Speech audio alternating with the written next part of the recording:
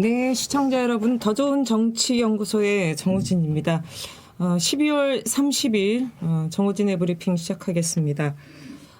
시작에 앞서서 좀 많은 분들이 지금 많이들 침통해하고 계실 겁니다. 어제 청천벽력 같은 소식이 들려왔습니다. 전남 무한 국제공항에서 제주항공 항공기에 사고가 있었습니다. 두 분을 제외한 179명이 사망하는 대참사가 발생을 했습니다. 이런 정말 참담한 불의 사고로 희생되신 분들의 명복을 깊은 애도를 표합니다. 특히나 이날 희생되신 많은 분들이 크리스마스 연말을 맞아서 모처럼 가족 단위 지인분들과 함께 태국 해외여행을 다녀오신 분들이 상당한 것으로 보도가 되고 있습니다. 유가족분들 이루 말할 수 없는 슬픔을 어떻게 헤아리겠습니까? 유가족분들에게도 심심한 위로의 말씀을 전하고요. 정말 두 분이 생존했습니다. 이 두 분 생존자분들 빠른 쾌유를 기원하겠습니다. 그리고 4일까지 국가 애도 기간이라고 합니다. 그렇기 때문에 연말 연시이긴 하나 이분들의 이제 정말 안타깝고 참담한 이런 희생 부분들을 우리가 함께 마음속에서 기려야 되지 않을까 싶습니다. 참 지난 12월 3일 불법 개헌 내란으로 인해서 정말 많은 국민들 놀란 가슴, 이번에는 정말 참사로 슬픔까지 이어지고 있습니다. 2024년 12월 참 잔혹한 잔인한 달이 아닌가 이런 생각도 해봅니다. 자, 그러면 2024년 마지막 월요일 12월 30일 정우진의 브리핑 시작하겠습니다. 네, 저도 어제 아침에 이 소식을 듣고 정말 어떻게 이런 일이까지 벌어지나 이런 생각이 들었습니다. 일단 그런 생각이 들었지만 지금 대한민국 또 정치 현안이 또 긴박하게 들어가고 있고 저희가 또 상상하지 못할 그런 일들이 일어났음을 계속 언론 보도를 통해서 확인하고 있습니다. 자, 그래서 제가 본격적으로 정우진의 브리핑 시작하도록 하겠습니다. 자, 일단은 오늘 여러분과 다룰 첫 번째 부분입니다. 네, 오늘 지금 바로 12월 30일 0시를 기해서 공주본이 윤석열 체포영장을 청구를 했습니다. 제가 방송 들어오기 전에 지금 서울 서부지방법원에서 이 체포영장 심사가 있는데 아직 발부가 됐다라는 소식은 접하고 있지 못합니다. 지금 대한민국 헌정사상 최초로 대통령에 대한 체포영장이 청구가 됐습니다. 체포영장이 청구가 됐고요. 서부지방법원의 공조본이 형법상 내란죄 및 직권남용 권리방해 등과 관련된 혐의로 체포영장을 청구를 했습니다. 여러분 익히 다 아시겠지만 8일, 25일 그리고 바로 어제까지 공조본이 피의자 신분으로 윤석열 출석해달라 조사받을 것을 요구했습니다만 어제까지 윤석열 거부를 했습니다. 윤석열 변호인 측이라고 불리는 사람들 윤곽금 씨, 윤곽금 변호사 그런 얘기 있었죠. 수사보다 탄핵 심판이 우선이다라고 하면서 사실상 수사를 거부를 했습니다. 제가 지난 방송에도 얘기했지만 검찰 수사 거부한다면서 예전에 전두환이 골목 기자회견을 했던 것과 거의 비슷했습니다. 그래서 전두환 따라하겠냐라는 얘기까지 했는데요. 오늘 체포영장이 발급되다 보니까 방금 전에 제가 확인한 기사에 따르면 김홍일, 윤곽근 변호사 선임계 제출했다고 합니다. 미루다가 이제서야 변호사 선임계 제출했습니다. 지난번에 헌법재판소 관련돼서도 27일 날 바로 변호사 선임계와 제출했던 것과 거의 유사한 형식입니다. 정말 늦었다라고 저는 보여집니다. 만약에 일반인이 이런 내란죄에 해당하는 이건 엄청난 대한민국의 엄청난 중범죄 아니겠습니까? 일반인이 이런 중범죄를 저질렀을 때 예를 들어서 수사기관에서 소환을 3번이나 거부할 수 있다? 이거 있을 수 없는 일입니다. 있을 수 없는 일입니다. 그런 적도 없었고요. 그런데 대한민국 법은 뭐라고 얘기합니까? 지위, 고하를 막론하고 공평하게 적용해야 한다라고 대한민국 헌법에 나와 있습니다만 그것도 법을 잘한다는 검사까지 지낸 윤석열, 이 중범죄자가 이 수사기관에 무려 3번이나 수사를 거부를 했습니다. 그러면 이 체포영장은 사실 3번이 아니라 한 번 해도 바로 지금 체포영장을 발부를 해도 청구를 해도 저는 뭐 부족함이 없다라고 생각이 듭니다만 벌써 3번이나 거부한데 이제서야 체포영장이 청구가 된 것입니다. 네, 여러분 아시겠지만 이번에 김용현 국방부 장관 공소장에도 나왔고 검찰이 그 관련된 공소장은 보도자료 썼지만 윤석열의 내란 행위는 명백합니다. 그런데 윤석열 변호인 측이 하는 얘기 뭔 줄 아시죠? 오늘도 또 똑같은 얘기했습니다. 이 사람들 거의 있잖아요. 그래서 녹음기 튼 것 같아요. 똑같은 얘기 계속 반복합니다. 공수처엔 수사권이 없고 대통령 측과 일정을 조율하지 않았기 때문에 통보는 일방적으로 받아들일 수 없다. 이런 거 조율하지 않은 통보는 받아들일 수 없다. 이런 말 같지도 않은 얘기를 했습니다. 공수처와 관련된 부분과 관련돼서 말씀드리면요.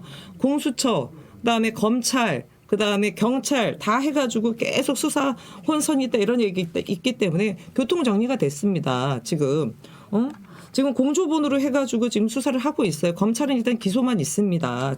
그렇기 때문에 지금 윤석열 변호인단이 얘기하듯이 공수처가 수사권이 없다 아니에요. 지금 경찰 등등과 공조본을 구성해서 같이 하고 있습니다. 그렇기 때문에 이미 교통 정리가 다 돼 있어요. 다 돼 있는데 이 사람들 지금 딴소리만 계속 하고 있는 겁니다.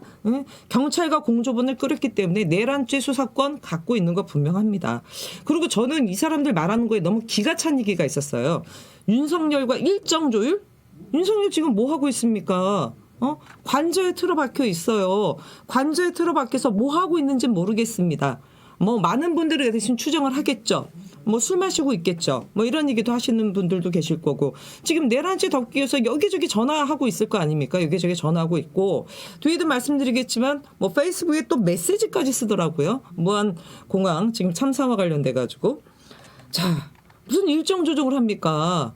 대한민국 내란이라는 이런 중범죄를 저지른 사람한테 무슨 일정 조정의 여유를 줍니까? 야 정말 이 사람들 말 같지도 않은 얘기 했어요. 그리고 제가 정말 이 얘기는 할까 말까 고민하다가 하나 더 얘기하면요. 예전에 한동훈 법무부 장관 시절에 한동훈 법무부 장관이 무슨 얘기를 했는지 아십니까? 피의자가 마치 쇼핑하듯이 수사기관 선택할 수 있는 나라는 민주국가에 없다라고 얘기했어요. 민주국가에 없다. 지금 윤석열이 하는 행태가 딱 이거 아닙니까? 내란죄 피의자 윤석열이 수사기관 자기가 막 고르는 거예요. 쇼핑하듯이. 저 한동훈이 했던 얘기를 지금 윤석열이 그대로 하고 있는 짓입니다. 예? 민주국가는 이런 나라가 없어요. 예? 자, 정말 진짜 이게 기가 차고 코가 차는 노릇이 벌어지는데 지금 윤석열이 지금 뭐 하고 있냐? 그러면서 일정을 조율한다? 이런 말 같지도 않은 얘기를 변호사들이 지금 버젓이 하고 있으면서 이제서야 김홍일, 윤곽근 지금 체포영장이 청구가 되자 이제 변호사 선임계를 냈다라고 합니다. 지금 뭐 서부지방법원에서 관련된 검토를 하고 있습니다만 너무나도 명백한 부분 아니겠습니까? 구속영장이 이제 그 기소가 된 김용현의 지금 다음 아이템에서 말씀드리겠지만 발포를 하라는 얘기까지를 했습니다. 발포에 대한 명령까지. 그렇다라고 한다면 이 윤석열과 관련된 부분에 있어서는 너무나 명백한 부분이라고 봅니다. 그리고 이 체포영장이 청구가 됐는데 윤석열 관저에 있는 윤석열 경호처가 이거를 막는다? 이거는 공무집행 방해가 됩니다. 공무집행 방해가 되기 때문에 글쎄요. 일단은 뭐 막는 제스처는 조금은 할 수는 있다고 봅니다만 이거를 특히나 법원에서 받은 이 체포영장을 거부한다? 이거야말로 반헌법적인 행태입니다. 반헌법적인 행태.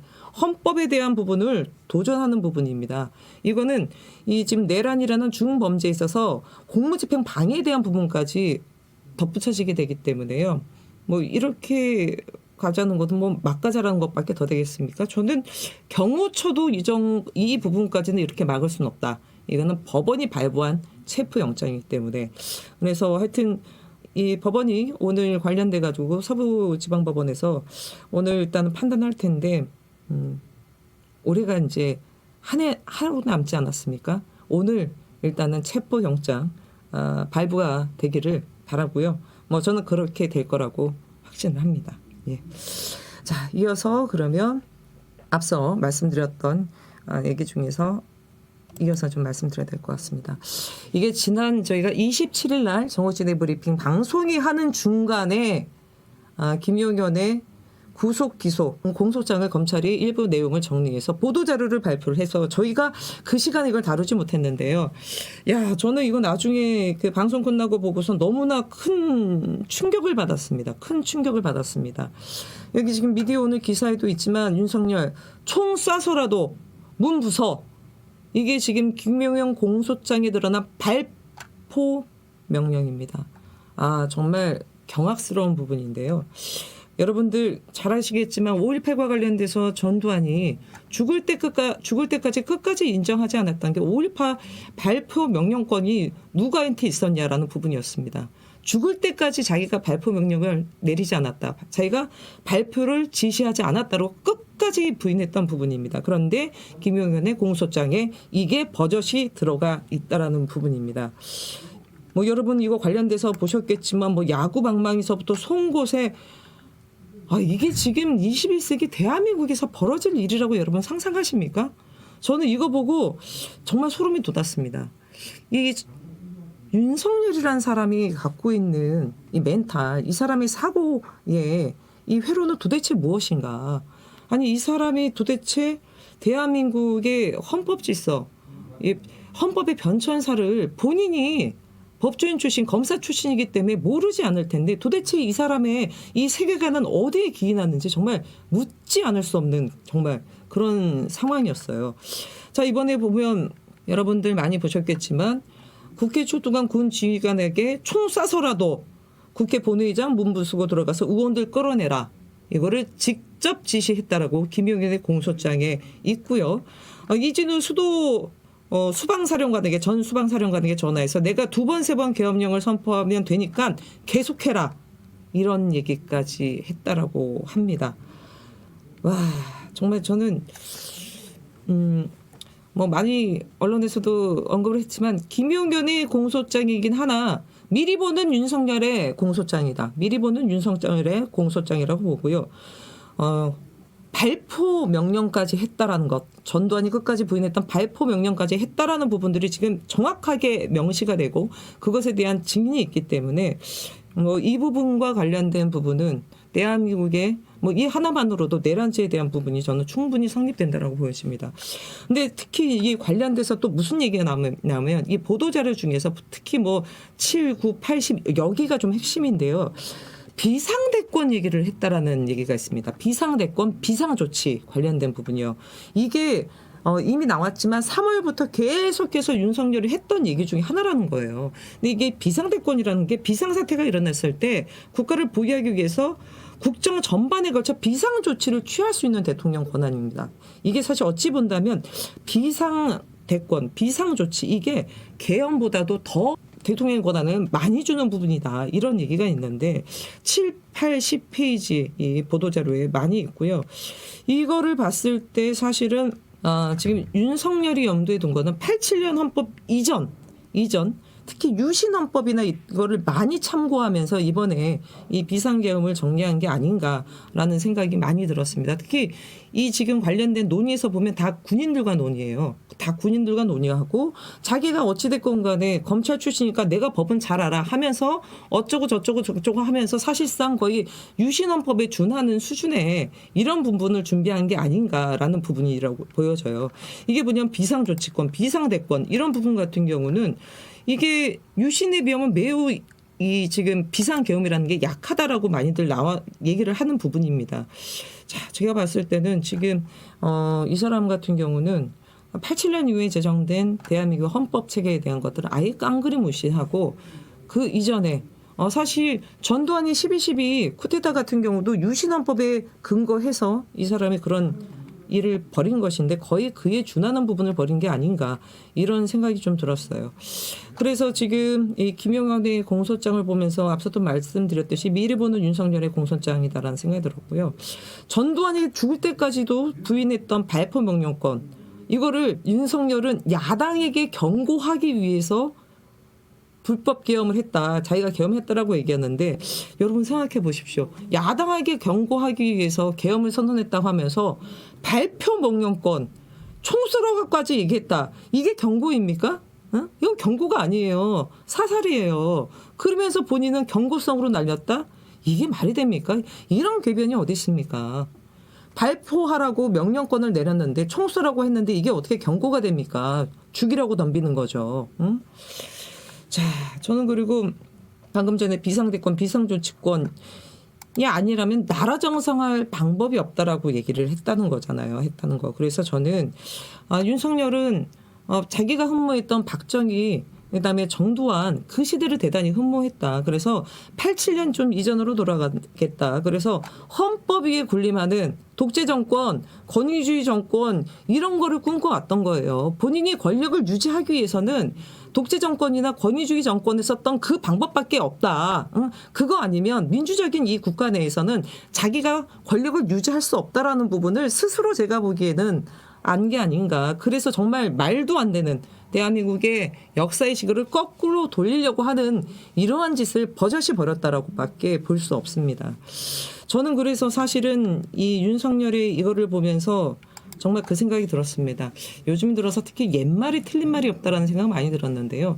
옛말에 선무당이 사람 잡는다라는 말이 있어요. 이게 뭐냐면 어떤 일이 능숙하지도 않고 알지도 못하는 사람이 그 일을 하면서 아예 일 자체를 다 망쳐버리는 거 가지고 선무당이 사람 잡는다 이런 얘기를 하는데요. 여러분 생각해 보십시오. 윤석열 그동안 뭐 했습니까? 검찰총장 하고 나서 6개월 만에 국민의힘 대선 후보가 됐고 그리고 대통령이 당선됐습니다.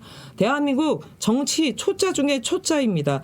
이런 사람이 대한민국 대통령이 됐으니까 일천한 정치 일천한자가 대통령이 됐으니까 나라가 어떻게 됐겠습니까? 심지어 제가 이 얘기까지는 안 하려고 그랬는데요. 윤석열 부동시로 군 면제가 됐어요.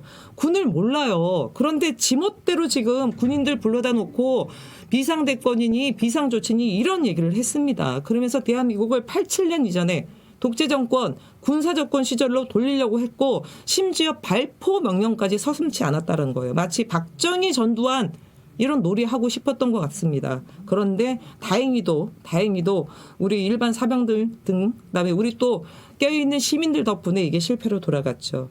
그래서 다시 한번 말씀드립니다. 선무당이 사람 잡는다. 윤석열이 대한민국 망쳤다. 다시 한번 좀 말씀드리고 싶습니다. 제가 참 어이없는 부분이 하나가 또 있어서요. 이거 한 가지 더 말씀드려야 될 것 같습니다.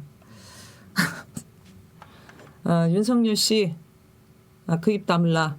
윤석열 씨, 페이스북에 글 쓰지 말라. 응? 가만히 있어라.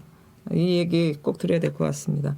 윤석열 씨가 어제 있었던 무항공항, 제주항공 비행기 대참사와 관련돼서 페이스북에 글을 썼습니다.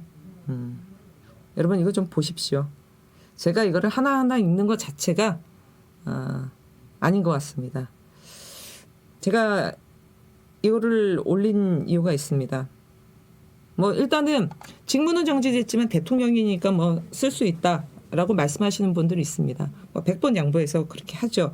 그럼에도 불구하고 앞서 말씀드렸듯이 발포 명령 총 쏘라고 지시했던 자가 이런 글을 쓴다고요? 네? 만일 12월 3일 그날 정말 총을 쐈다라면 대한민국 어떻게 됐겠습니까? 대한민국 국민에게 윤석열이 총뿌리를 들이대면서 이것 또한도 엄청난 참사로 정말 끔찍한 참사로 갈 뻔한 일입니다. 예. 끔찍한 참사로 갈 뻔한 일이고요. 이 말씀 드리고 싶어서 그렇습니다. 저는 대한민국 대통령의 제1의 책무는 국민의 생명과 안전을 지키는 부분이라고 봅니다. 그런데 윤석열 대통령 들어서서 2022년부터 무슨 일이 벌어졌습니까? 후쿠시마 오염수 방류와 관련돼서 일본에 단 한마디의 강력한 경고 조치도 하지 않았습니다. 이태원 참사, 오송 지하차도 참사와 관련돼서 이 작자가 했던 일이 무엇입니까? 내가 거기 가더라도 귀를 막을 수 없다. 이딴 소리나 이 정권의 국무위원들이 그딴 소리나 했었습니다. 최상병 사망과 관련돼서 뭐라고 했습니까? 임성근 지키기 위해서 VIP 경로 난리치면서 이 사건에 대한 부분들을 무마하기 위해서 별의별 짓을 다 했습니다. 국민의 생명과 안전을 등한시한 대통령이 바로 윤석열입니다. 이제 와서 생명 등등 하면서 애도의 글을 쓰다니 이런 글 쓸 시간 있으면요. 공조본 수사나 임하세요. 공조본 수사나. 번번이 공조본 수사는 임하지도 않으면서 어디서 글을 써 제끼면서 있습니까? 차라리 가만히 있어요. 가만히. 예? 그 입 다물고요. 펜에 손 대지 말고 가만히 있으세요. 가만히. 아니면 당장이라도 나가서 수사 받으세요. 몇 번 얘기합니까? 법적 정치적 책임 회피하지 않는다 그러면서 끊임없이 회피하고 있지 않습니까? 그런데 이제 와서 국민의 생명 어쩌고 저쩌고 애도 왜 최상병은 애도 안 합니까? 왜 이태원 참사와 관련돼서 오송 지하철도 관련돼서 일단은 여기까지 하는 걸로 하겠습니다. 더 얘기하다가는요 제가 육두문자가 나올 것 같습니다. 육두문자가. 네, 일단은 여기까지 하고요.